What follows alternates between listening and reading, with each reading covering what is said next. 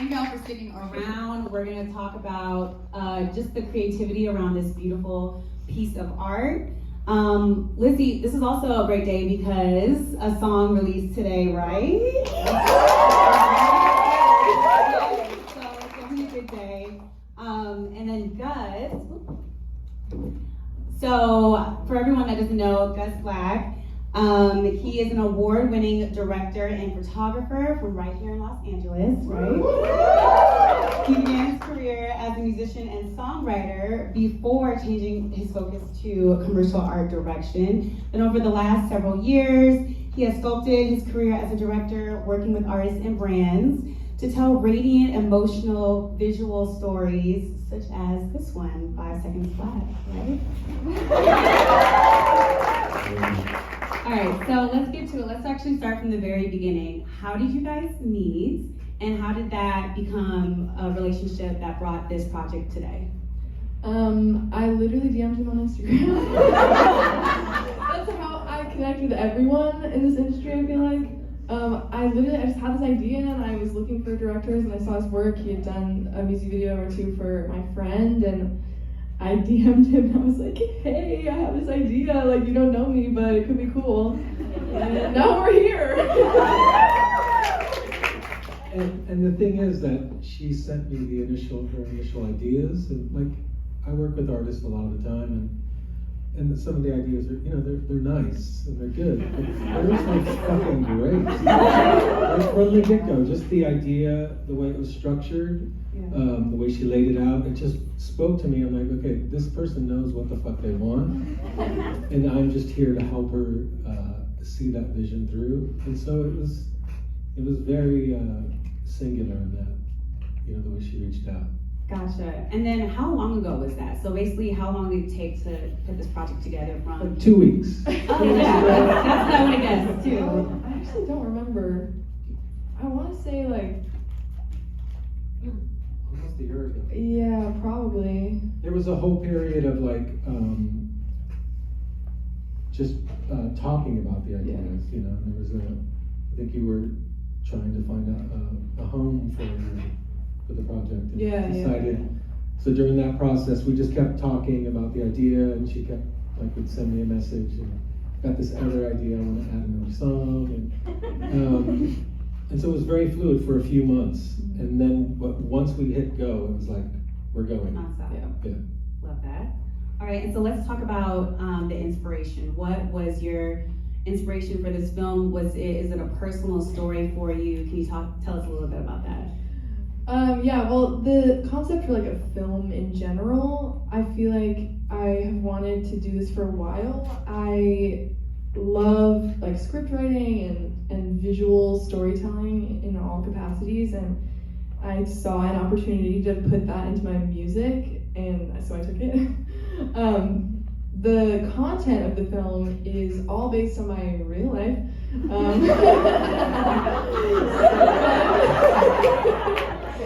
I love real stories, so. I mean, they're relatable, right?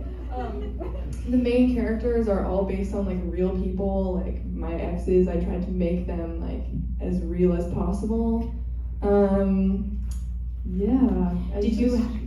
Did you have creative references for like just the look and feel and how you wanted the story to come across visually? I made a Pinterest board. Yeah, let's talk about that. I just start with that, right? With a mood board. Yeah, I made Pinterest boards for each song, and it kind of was like very much like coming of age, indie movies. Like I can't think of an example. I know that we took some shots. The high school part of it was Friday Night Lights was a big reference for that, and the rest of them were really just born from her mind, really, and just try to interpret that in a way that honored her initial idea. And you also deal with the realities of making a film that go beyond dreams. Like there's like budgets and shit like that. But again, her vision helped simplify the process. There wasn't a lot of guesswork. Like she had mapped it out, and we just had to fill in the blanks in a way that was intelligent and again honored what she wanted to go for. Right. And we had so much fucking fun making this project, like I see some of the people here that were on our crew. Shout out to them. Yeah, but they were amazing. Because I'm gonna this is like the Lizzy fan club up here for me, because she made our job easier because she was decisive and from the get-go knew what she wanted. So that's a big deal. Can we actually talk about the crew a little bit more? So how did you go about like finding the people that appeared in the film, and what was that process like? Honestly, the producers, Jeremy and Will, just like came up to me one day and were like, look at these people, who do you want to be in the film? And I was like, them. Yeah, definite shout out to Will and Jeremy who produced this, because they are solid humans, and they pulled out all the resources like party scenes and everything to the major casting roles. They just really they tapped all their friends and they showed up, and they did a great job. Yeah, it was cool. That's great. Okay, so you came up with a concept to do a short film while you were creating the album. So why did you decide to do that? Like why did you want to do a long form video as opposed to just, you know, the regular music videos that usually come out to accompany an album? Yeah, I mean, I feel like I just wanted to do something different. Like I wanted to make music videos. I knew that from the beginning, because I just could see, like, especially for Erase Me was like the first video that I really came up with a concept for, and I could just picture it in my mind, and I was like, this needs to be a music video. And then the idea to add scenes in between kind of came a little bit later, but I just wanted to like make something unique that felt like it embodied the whole message of the album, and I felt like I couldn't really do that with just music videos. It needed to be like a longer form thing. Gotcha. And have you like ever worked in film or done film, like anything around film ever? No. I was a theater kid though. Okay, that counts for something. That does. Yeah. So this desire just kind of stems, first time that's amazing. So sometimes artists will have the vision, then you'll do your part, then you pass it on to, you know, the director, they'll do their part, and then maybe you pass along the baby to the editors and you just hands off from there. Was that your approach, or were you heavily involved in the editing process? Were you in the room, or was it like, you guys got it, I'll see it later? No, I was there like every day when we were editing this. And I'm sorry, but no, the titles, the credits at the end, that's 100% Lizzy. She edited that. It was really cool. Like, I think I got a phone call, and I said, I'm gonna be a minute. She's like, I got this. And she just, I mean, she had so much fun to see the joy in the experience of editing that part of the film. It was a great way to end the process, you know, like very, it was special, you know. Yeah, I also just I knew that I wanted to be involved in every aspect of this when I came up with it, because it was like my child. Like, this concept was so personal to me, obviously because it's about my real life, and I wanted to make sure that it was like absolutely perfect. So I was very involved in every aspect. Got it. And then so let's talk about some of the visuals that are reoccurring in the film. So the mask was introduced in the first part. What is the thematic significance of that mask? And actually, before you answer that, Gus, you were supposed to wear your mask makeup. What happened? I am wearing it actually. So. But yeah, what is the meaning, the significance behind that mask? Yeah, the main like metaphor of the entire film, I feel like the skeleton I wanted to represent heartbreak and the fact that like heartbreak is sort of like a little death. I mean, at least that's how it felt when I got my heart broken for the first time. And so, yeah, I thought that it would be cool to have the skeleton in there anytime that, I feel like it shows up whenever, like on me it shows up when I remember that I'm heartbroken, like at the end of Erase Me, and I feel like it shows up on other people when they're about to get their heart broken. Got it. By me. And the first time when we revealed the mask, just like talking from practical sense, like on the shoot, it had been a long day, you know, things were going well, Uh-oh. And then when but we did the take 2 times when Lizzie reveals, she takes off the mask and reveals her makeup. And it was like a collective feeling on the second take where it was like the whole crew, I mean, the people around camera, it was like, fuck.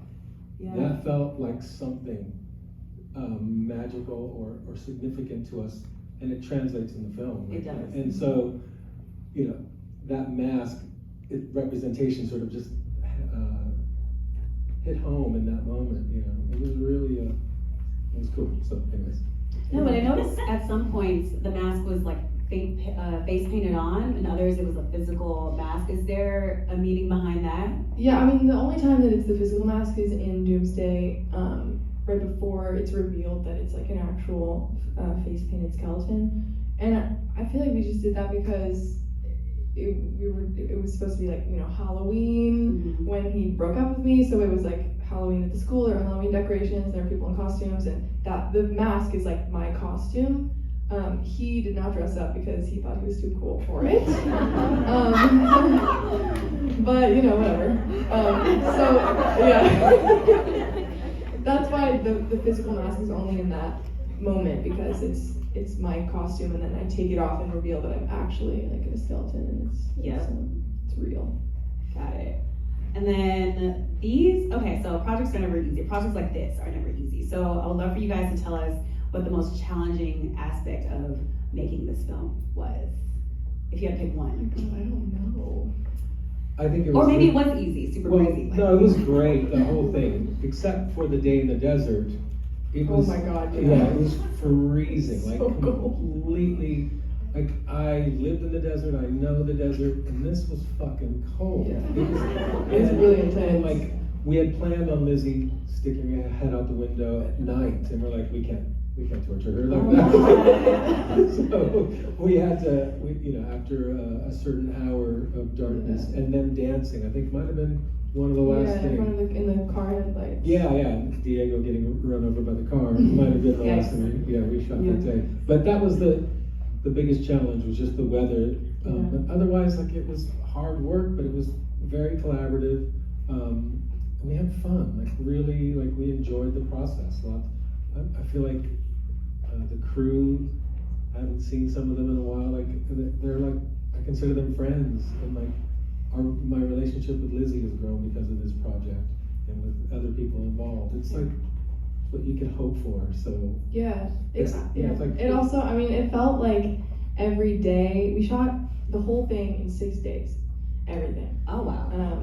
It was a lot, but it was like we were working all day, like for so many hours, and I would get home at the end of these days and just be exhausted. But it was like, I was just so fulfilled. Like, I was so tired, but it was so worth it, and it just felt like really, really special, even though I was like absolutely exhausted after every single day. It just felt really like worth it. It felt like you were doing something really special. And you were. You definitely were. I hope so. Yeah, no.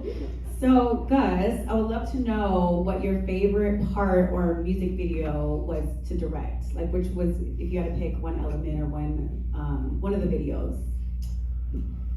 Well, I do like Reckless Driving because of when it's in its full form, because the way it breaks down the middle and the landscapes.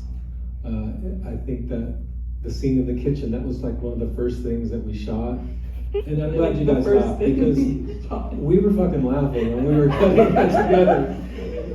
It just all improv, like, yeah, we were just talking. Yeah, it was so good, and to really discover that, because at the moment you're listening, you're paying attention to a few different things, and then when we got into the edit and like started listening to what was being said, I was like, oh my God, this is effortlessly funny in a way you probably couldn't have scripted.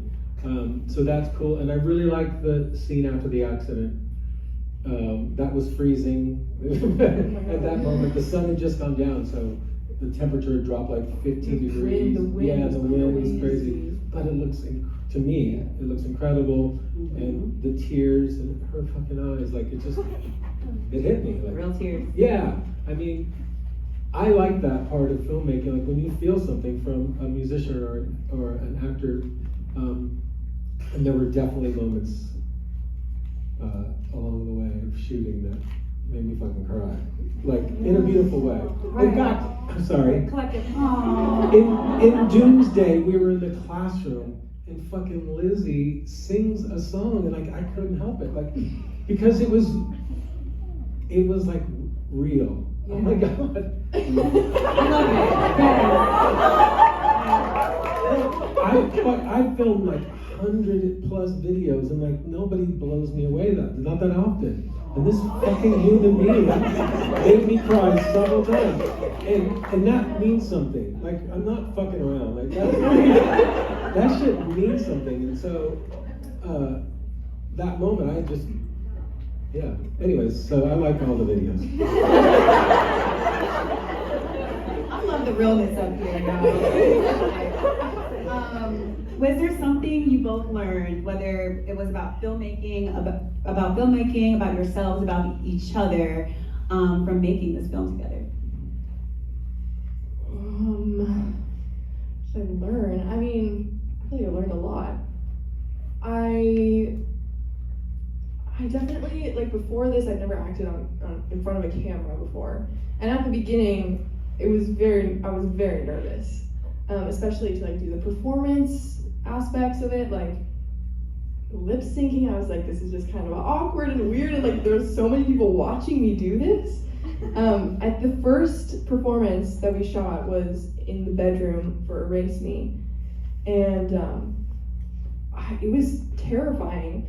But I think that like by doing it so much, I mean, over the 6 days, I feel like by the end, I was just doing it, and I wasn't focused on what other people were thinking of me, which is difficult for me to do. But you know, I mean, when you're shooting a music video and like you're the only one performing and everyone's just watching you or the monitor or like looking at every little detail of every little shot, it's honestly terrifying. But by the end, I feel like I was able to kind of let go of that fear and really like just let the performance be vulnerable and like real.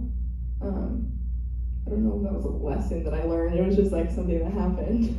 And the fact that you were able to overcome that in 6 days, I mean, girl, you did that, you know? Takes people a lot longer sometimes.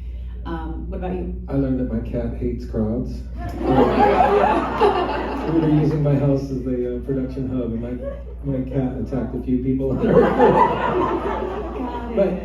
the other thing I did learn was that Lizzy has a magical twitch in her eye. That Oh my god. At first, when there's a little thing that happens, at first she was like, I hate it, and by the end, she embraced it because it just gives this subtle underlying emotion that something's going on in her head. And so weird to watch. For you. But for me, it was like, oh, look, there's something going on. So I guess on some level to notice those little idiosyncrasies in someone's behavior that can signify behavior that can resonate with me as a viewer, and beyond that, just my cat. He's a devil. And then our final question before we open it up to anyone who wants to ask a question for a few minutes. So what is the one message or the feeling you want people to take away when they watch this film? I mean, the main theme of this film and of the album as a whole is just that I really wanted to capture the feeling that relationships and love and all of that is so messy and so complicated and so weird, and no one ever really knows what they're doing ever. And it's so nuanced, and like there's just so many like intricacies to that feeling. And I just kind of wanted to show that feeling, and also the fact that even though it's painful and like it hurts a lot sometimes, we all still like search it out. We still look for love. We want love because it's also beautiful, and I wanted to show that as well. And did that come through, audience?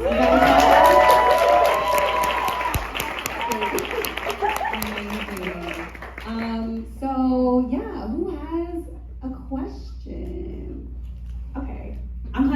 here, so I'll try to. Yeah. What kind of growth do you feel as a songwriter from like Give Me a Minute and now finishing 5 Seconds Flat? Yeah, a lot of growth, definitely. I feel like I wrote Give Me a Minute like over 2 years ago at this point, which is crazy.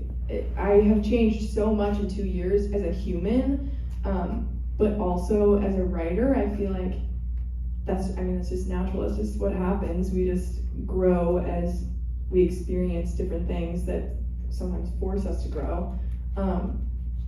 Yeah, I feel like it's definitely apparent when you listen to Give Me a Minute. It sounds like just the way that I think and write about the same topics. Like that's all. That album's also about heartbreak and all the things that accompany that. But the way that I write about it is very different from the way that I write about it in this album. And the next album probably will sound very different as well. Like lyrically, because I don't think that I'll ever think about love and heartbreak the same way for very long. I feel like my views are always shifting and I'm always learning new things about myself that help me become a better writer, human, just everything. That's a good one.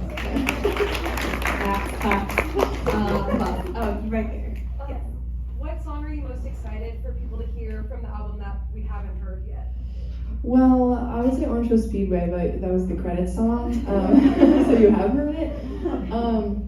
Honestly, most of the songs on the album were in the film, except for 3, I think. I'm excited for you to hear those 3. And I know there were only short snippets of the other songs, but honestly, just all of it as a whole, I feel like it's so different from Give Me a Minute, and it feels very much like me, and it's very exciting. Amazing. Okay, I'm gonna come back to you, but you go first. I'm trying to move around the room. Hi. What song took the longest to write on the album? The longest to write. Well, the last song that I wrote for the album was one that wasn't in the film. It's called Nobody Likes a Secret. I wrote it like 2 weeks before the deadline. Sorry, Philip. But yeah, I feel like I had been wanting to write about that situation for so long, and it took almost a year for me to be able to write about it. Yeah, it was just one of those things that like I went through this breakup, and I was kind of processing it for a while, and then I sort of tried to ignore it, and then that didn't really work. So it came back around to the feelings, and after like a year, I feel like I was able to write about it. But I think that one probably. All right, and you in the middle, yes. Yes. All right, I know I'm pointing like, yeah. This is crazy, and it was so good. Okay, so me and my friends, like, we obviously are like obsessed with your lyrics. Like, that is what we're like, yes, Lizzy, yes, you know, yes. So what in this like album, songs we haven't heard, songs we have heard, is your favorite lyric? Ooh, Honestly, like it might be in Nobody Likes a Secret. I love that song. The first line is, I put it on TikTok a little bit of it, but the first line is, I hold my anger in my stomach, and I'm starting to have side effects from hating you this much. I really like that one. Snaps. Okay, we'll do 2 more. Okay. Can you go into depth about the title of the album, like 5 Seconds Yes, Flat? I can. Okay. So, the only time that you hear me sing the title is in Orange Coast Speedway, which is the last song on the album, and the title is in like the second to last lyric of that song. And basically, the lyric is like, I think it all kind of feels like an Orange Coast Speedway when you're racing headfirst towards something that could kill you in 5 seconds flat, when I'm racing headfirst towards everything that I want back. Just meaning like, just the same thing that I was kind of talking about before, how even though love is painful, like we still want it and search for it, and even though it could kill you in 5 seconds flat, and the whole like death as a heartbreak thing comes back there. I still want it back. Like I still search for it. It's just like a continuation of that. And I feel like I'm really happy that I wrote that song, obviously, and I'm really glad that we chose that album title, 5 Seconds Flat, because I feel like it just sums the whole album up so perfectly in those 2 lines. And it's the last song, and also the only 2 songs about the high school ex in the video are Doomsday, which is the first song, and Orchard Speedway, which is the last song. And it feels like kind of a full circle moment because they're very different lyrically. If you listen to Doomsday, it's like dark and then and sad, and like I'm waiting for him to break my heart. And then the last one, I'm in a completely different place. It's like a reflection, and I'm just like thinking about the relationship. I'm not in it anymore, and it feels like a really good way to end the album and sum it all up. One more. I don't know how snapping. I like it. Okay. Yeah, I don't see any in the back. Sorry for missing. So I'm gonna go with you right over here in the corner. Would you be interested in continuing to make more films in the future? Yes. I have some ideas already for the next one, but yeah, that's all I'm gonna say about that. But definitely yes, I feel